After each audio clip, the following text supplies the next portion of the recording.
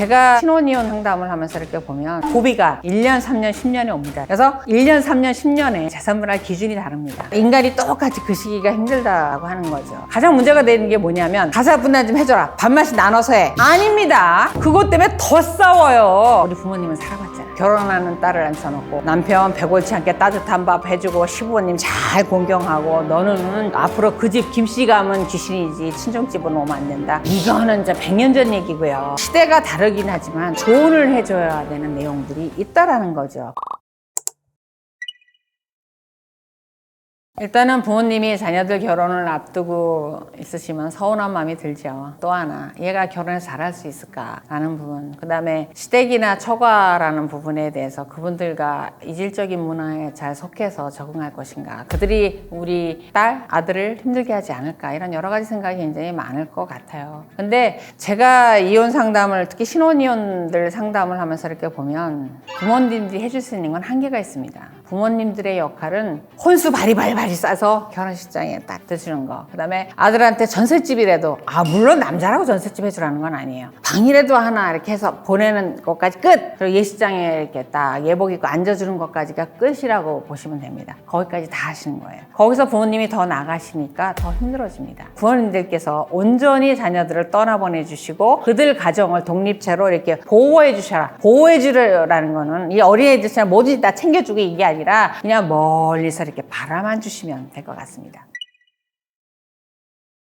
옛날에 부모님들이 그런 얘기 많이 하셨어요. 특히 결혼하는 딸한테 이제 친정엄마가 많이 하셨죠. 딸아, 1년을 살면 3년이 사라진단다. 3년을 살고 나면 10년이 사라진대. 그리고 10년을 살고 나면 그 사람이 불쌍해서 산단다. 그 옛날 분들이 어떻게 그걸 알았을까 싶은데, 저희가 이혼이라는 걸 연차를 나눠보면 진짜 고비가 1년, 3년, 10년이 옵니다. 진짜로. 그래서 1년, 3년, 10년에 재산분할 기준이 다릅니다. 차이가 있습니다. 그러니까 인간이 똑같이 그 시기가 힘들다라고 하는 거죠. 그런 부분을 우리 부모님은 살아봤잖아요. 그러니까 그걸 자녀분들한테 시대가 다르긴 하지만 조언을 해줘야 되는 내용들이 있다라는 거죠. 그 몇 가지는 결혼 전에 이렇게 짚어줄 필요성이 있지 않을까, 그런 생각을 합니다. 일단 그렇다고 이제 친정어머니나 아버지가 결혼하는 딸을 앉혀놓고 남편 배골치 않게 따뜻한 밥 해주고 시부모님 잘 공경하고 너는 앞으로 그 집 김씨 가면 귀신이지 친정집은 오면 안 된다. 이거는 이제 100년 전 얘기고요. 그런 거 가르치시면 안 돼요. 현실적으로 가르치셔야 됩니다. 일단 아이들이 어느 영역에서 가장 많이 싸우는지를 보시면 돼요. 첫 번째, 가사분담, 살림하는 문제로 진짜 많이 싸워요. 약육 분담 이런 거 많이 싸워요. 전쟁을 치릅니다. 전쟁을.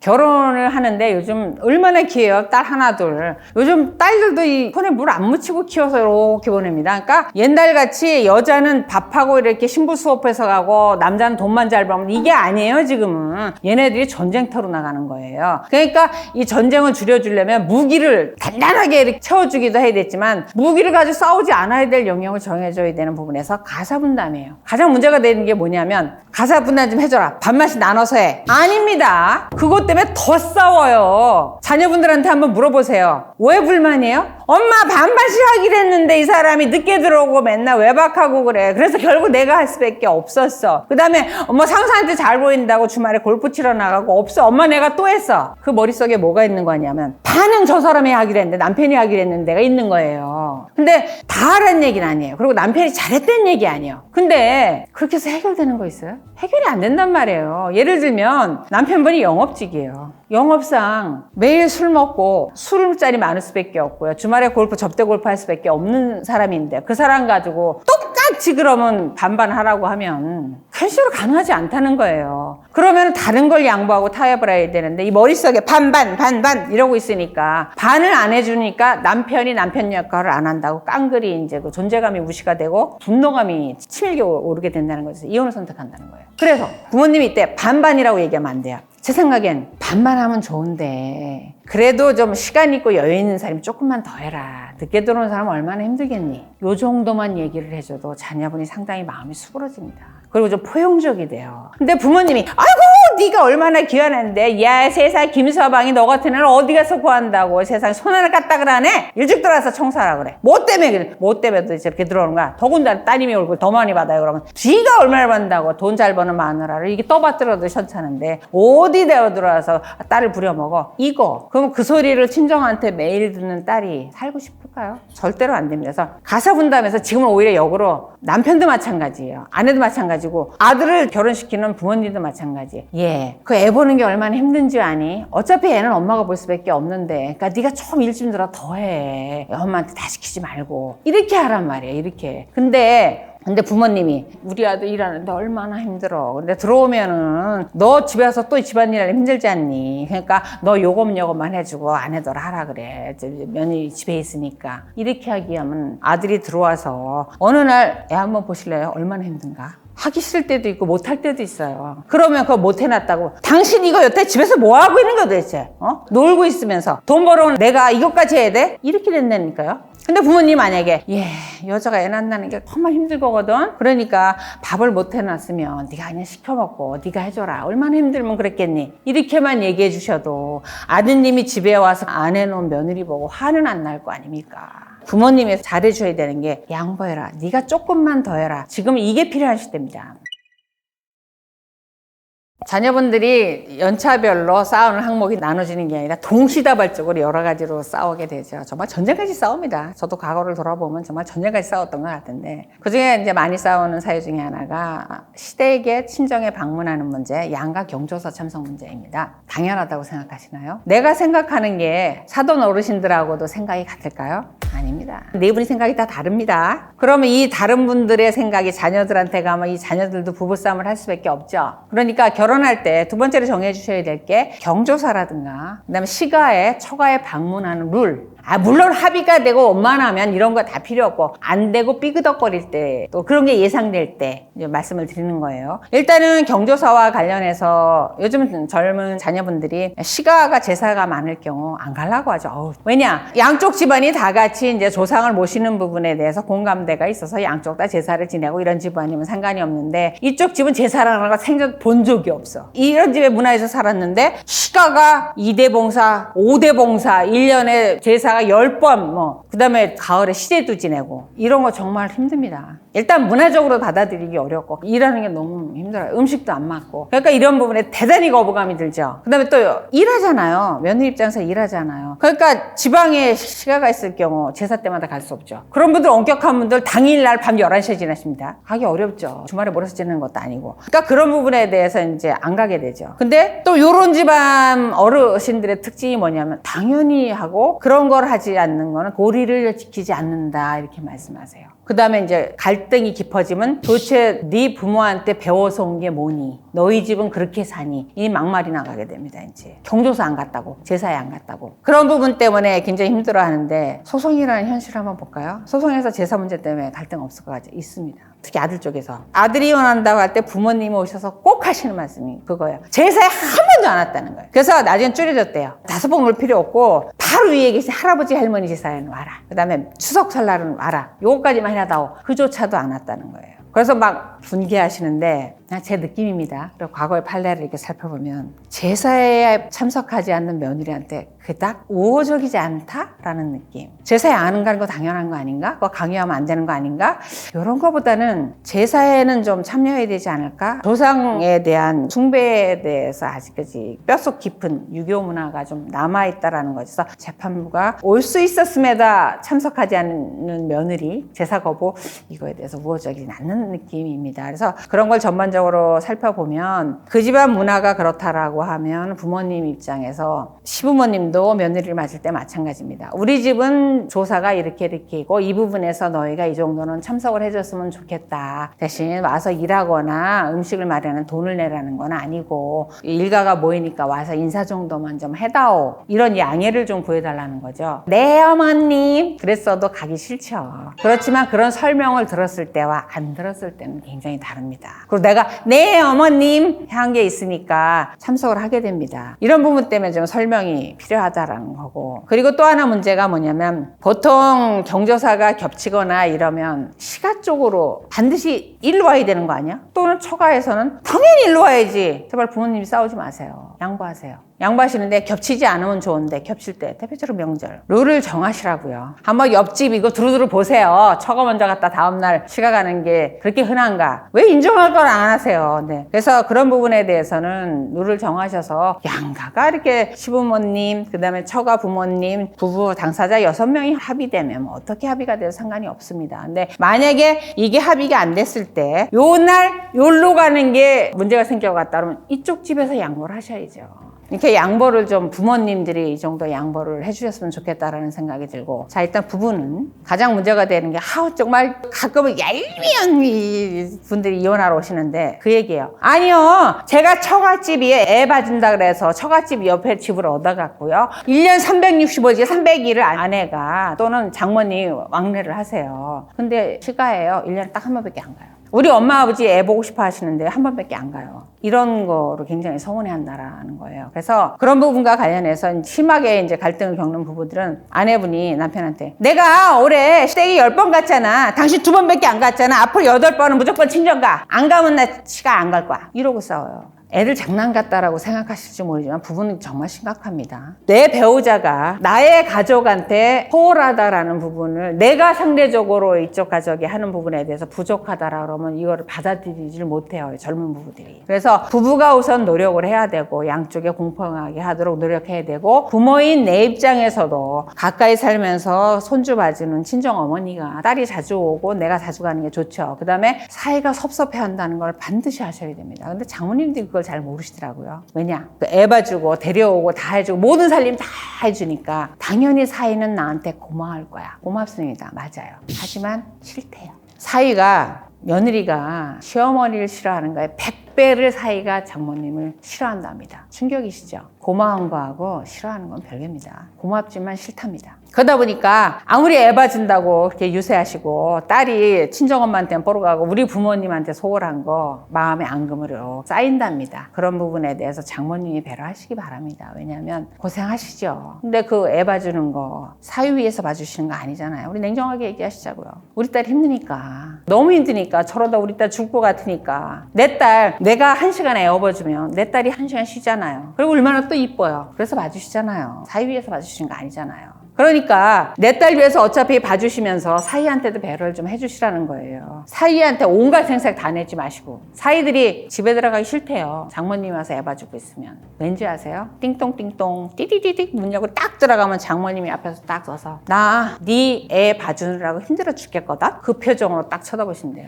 그러니까 그런 심정을 좀 이해를 해주시라고요. 그 다음에 어머님 딸이 매일 자주 보니까 가까워서 보니까 좋죠. 그러면은 시어머니 시아버님 그 아들이 얼마나 보고 싶겠어요. 그렇잖아요. 딸한테 우린 가까이 사니까 아유 안 보면 어떠니 아무렇게나 먹어도 되지. 설날 추석에는 시가에 갔다 와라. 그때만이라도 갔다 와라. 그리고 시부모님 생신 때라도 좀 다녀와라. 이렇게 부모님도 가르쳐 주시고 부부도 서로 배려하는 마음이 있어야 되지 않겠습니까? 근데 장모님들 이혼하러 오신 분들이 이제 그렇다는 얘기가 다 그렇다는 얘기는 아니에요. 오셔서 보면은 다 그 얘기했어요. 내가 애도 봐주고요. 돈도 내주고요. 우리 딸이 세대 자기보다 더 벌고요. 그런데도 사이가 그거를 모르고 뭐 딸을 이렇게 떠받들고 장모님이라면 껌뻑 죽어야 되는데 아니 이러고 고개를 들고 덤비지 않나. 뭐 이런 데니까요. 딸을 구박을 하고 이런 데니까요. 이 마인드를 갖고 계세요. 그러시면 안 됩니다. 이 자녀분들이 행복하려고 하면 부부들이 독립된 가정이에요. 가장이라고요. 사이가 이 집안의 가장이에요. 그 지위를 인정해 주셔야죠. 그래야 그들도 아량이 나와서 딸한테 배려를 하죠. 어머님 생각해 보세요. 내가 애 봐주고 살림해 주니까 딸이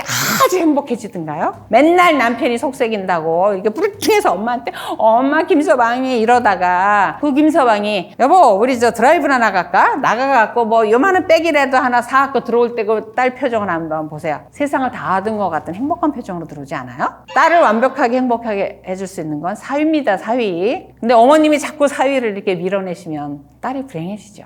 부모님은 딸을 사위만큼 행복하게 해줄 수가 없어요. 부모님은 또 아들을 며느리만큼 행복해 해줄 수 없습니다. 부모님은 자녀한테 더 이상 아무것도 바라지 마세요.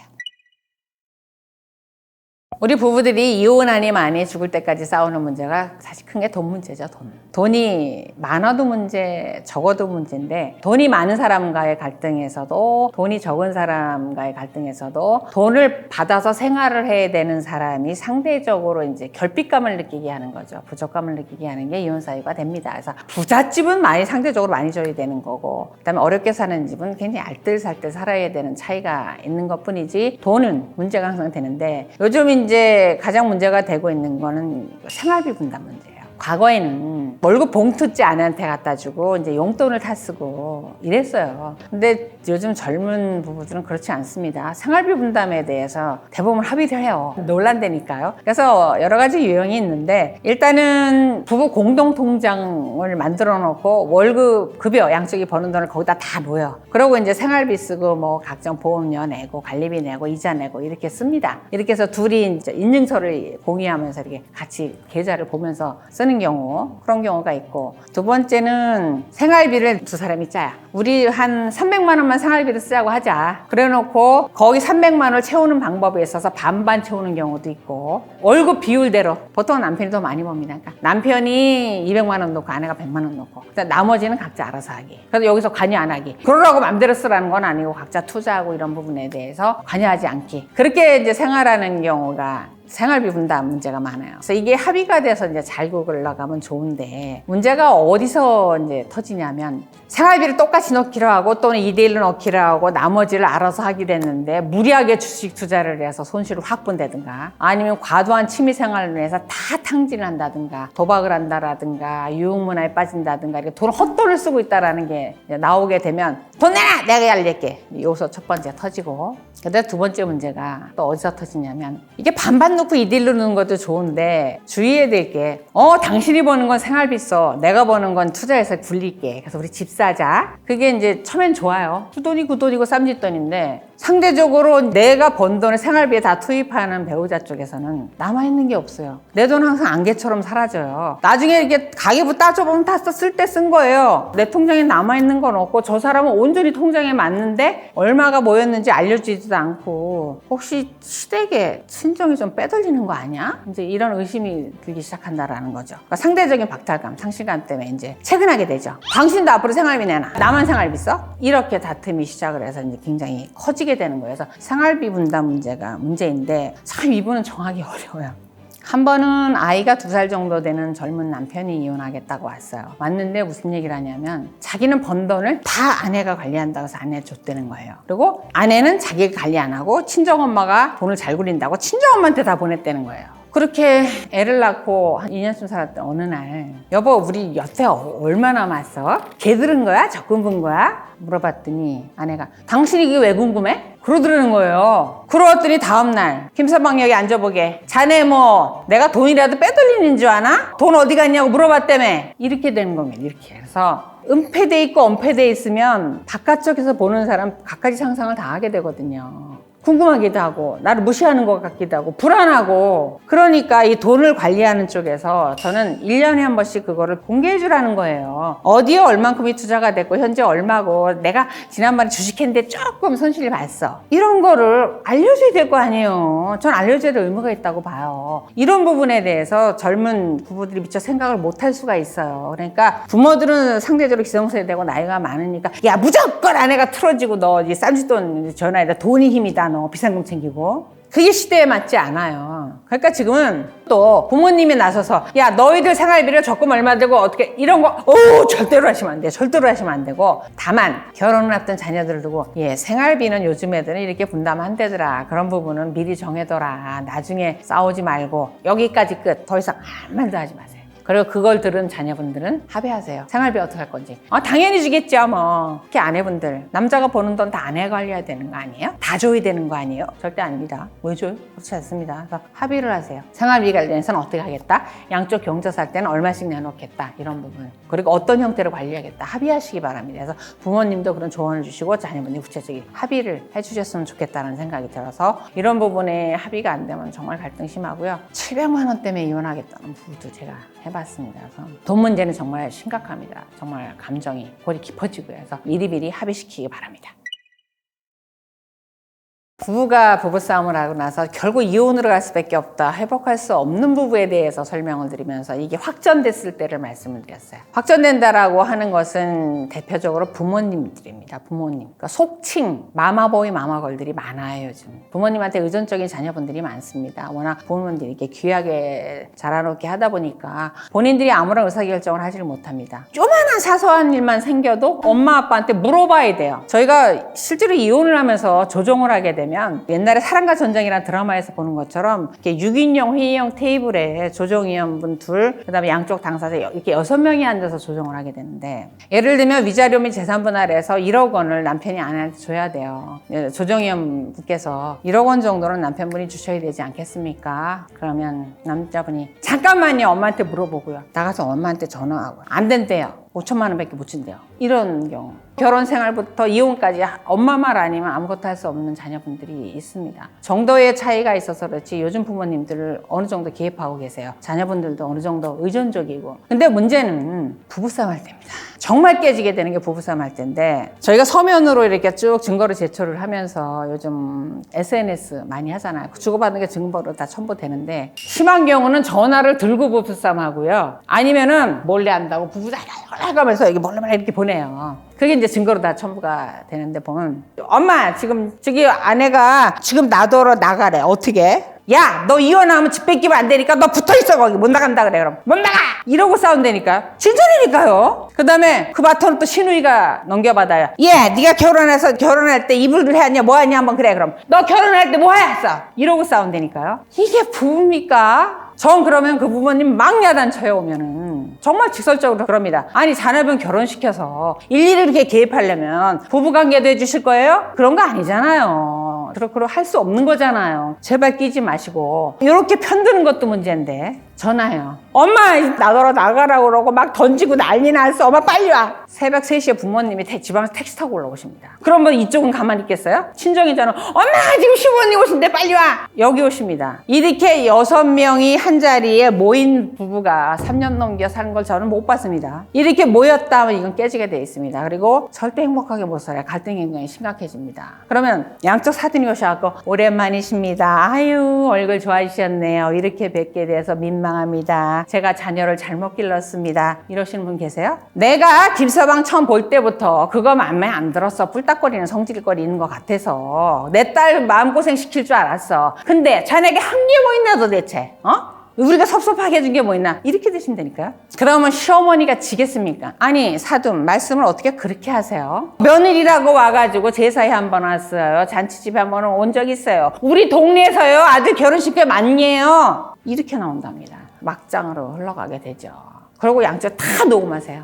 이렇게 싸우고 나면 절대 화해 안 됩니다. 2차 대전이죠. 어떻게 벌어졌는지 아세요? 시댁에서 며느리를 불러들여서 예, 네 엄마 그렇게 안 봤는데 사람이 경우가 없다. 오셔서 사과하시라 그래. 그러면 뭐 처갓집 여상 가만히 있나요? 김서방 불러들여서 김서방, 자네 어머님은 우리 딸 결혼할 때 뭐 해준 게 있다고 이렇게 시어머니 유세야? 그렇게 됩니다. 그 지경까지 가면 이 둘이 살고 싶어도 살지를 못합니다. 그래서 절대로 어떤 경우도 부부싸움에는 관여하시면 안 되고요. 우리가 다 도와줄게, 다 해줄게 이런 거에서 벗어나셔서 부모님이 먼저 자녀를 떠나보내 주셔야 됩니다. 그들이 행복하게 살게. 그들은 부부가 같이 있을 때가 가장 행복합니다.